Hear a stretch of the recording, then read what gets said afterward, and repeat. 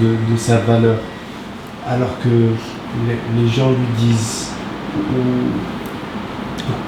pour quelqu'un qui n'a pas conscience de sa valeur parce qu'il a passé trop d'années à entendre qu'il ne valait rien, comment faire pour, tu vois, trouver cette valeur en toi et la libérer pour pouvoir la partager aux autres? Comment faire? Moi, par exemple, j'ai une idée. J'ai cette belle personne. C'est un jeune homme. Il a maintenant 25 ans. On lui a toujours répété qu'il valait rien. Parce que c'est un homme, en fait. À Djibouti, on dit que les femmes sont vraiment émotives, mais les hommes doivent être stoïques. C'était quelqu'un de très émotif. Donc j'ai eu la chance de le rencontrer il y a 4 ans. Et depuis 4 ans, il fait un travail magnifique avec nous. Il arrive à aller voir les familles. Je lui ai montré que le fait d'être quelqu'un vraiment émotif, quelqu'un qui est vraiment dans les sentiments, en fait, notre travail avait besoin de quelqu'un comme lui. Quelqu'un qui pouvait visiter les familles, qui pouvait pleurer avec elles, qui pouvait les comprendre. En fait, je pense que pour que chaque personne, en fait, libère, il faut que quelqu'un d'autre lui montre, pas exactement lui montrer, pas en fait, mais lui montrer petit à petit. Mais je pense que la plupart du temps, on se voit la face. Dieu nous a créés. Il y a des millions de personnes qui n'ont pas été créées, qui sont mortes peut-être en couche du cœur. Si on est moi, je me dis, si je suis sur cette planète Terre, je suis là pour une raison. Et il m'a fallu une vingtaine d'années, trentaine, pour comprendre c'était quoi ma vocation, c'était quoi le but de ma création. Le but de ma création, pour moi, aujourd'hui, FIMA, c'est d'aider les autres. Leur faire découvrir que, comme je te l'avais dit, on est le seul être vivant sur Terre qui paye pour manger. C'est faire comprendre aux personnes qu'on peut tirer directement notre nourriture, une nourriture biologique, dans notre petit jardin. On n'a pas besoin d'aller payer. En fait, c'est libérer de cette société de consommation. Parce que dès que tu dis consommation, il y a pauvres et riches. Mais dès que tu dis chaque personne peut tirer ses richesses de la nature, il n'y a ni pauvre, il n'y a ni riche. Il y a juste la personne qui est ingénieuse et l'autre personne qui ne fout rien. C'est mon idée. Je ne sais pas si c'est une bonne... si c'est une bonne, comment on appelle... c'est la façon dont je vois ce monde. On n'est pas né, je m'excuse, on n'est pas né pour être seul. On n'est pas fait pour la solitude. L'être humain n'est pas fait pour la solitude. Pour les gens qui sont musulmans, par exemple, ils sauront que quand Allah subhanahu wa ta'ala a créé Adam, il s'est senti seul. Et il a créé Hawa.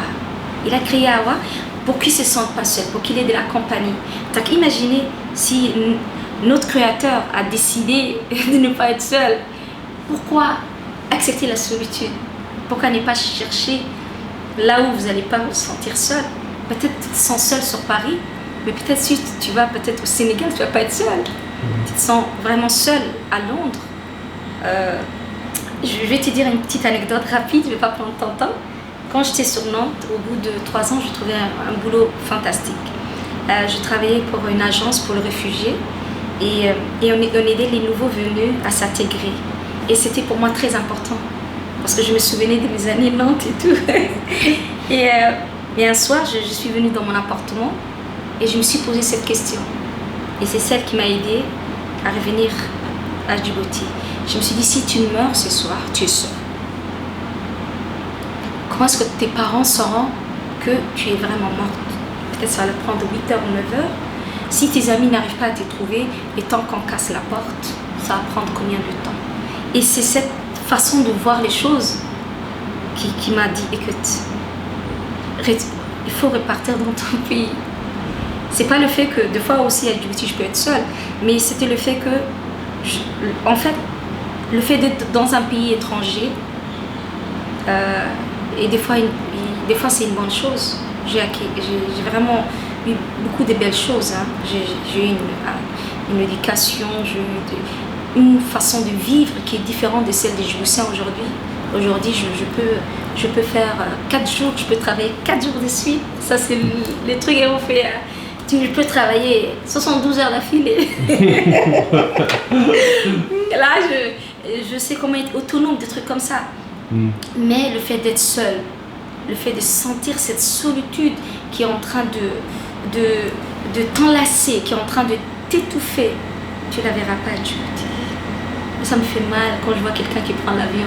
J'ai envie de lui dire, mon frère, ma soeur, Dango, ne pars pas. Tu vas te sentir seul là-bas. Mais les gens n'écoutent pas. C'est l'appel au large. Ils veulent aussi connaître des belles choses.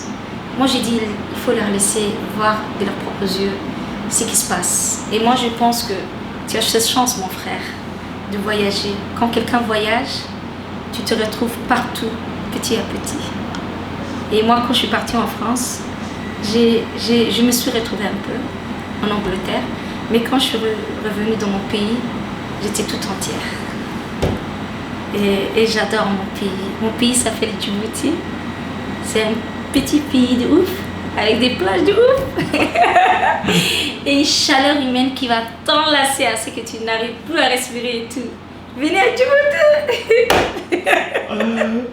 Ça, c'est ma petite coup de pub, m'excuse, hein, mais je me défais de faire ça. Trop, mon frère, c'est vraiment... Ça me fait vraiment du bien. J'ai tellement écouté tes trucs. Un soir, j'étais ici, là,